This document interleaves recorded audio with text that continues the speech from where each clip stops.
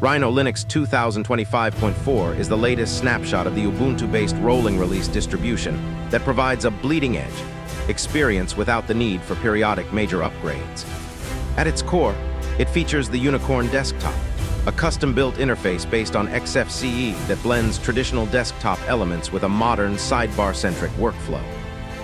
The system relies on Pacstall, an UR-inspired package manager for Ubuntu, and the RPK2 meta package manager, written in Nushell, to unify the management of deb packages, Flatpaks, and Pacstall scripts.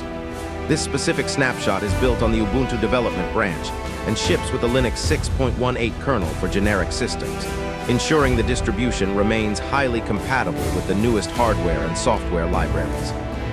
The standout change in Rhino Linux 2025.4 is the deepened integration of the Lemiri desktop environment, following a strategic partnership with the UV Ports Foundation.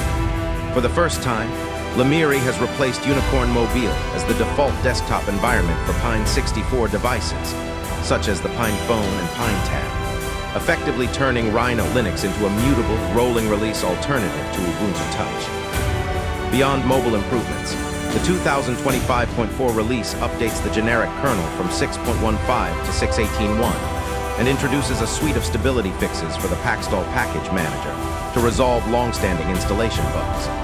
Additionally, the team has introduced new UBXI, Ubuntu Experience Interactive, packages that allow generic desktop users to experiment with the Lemiri interface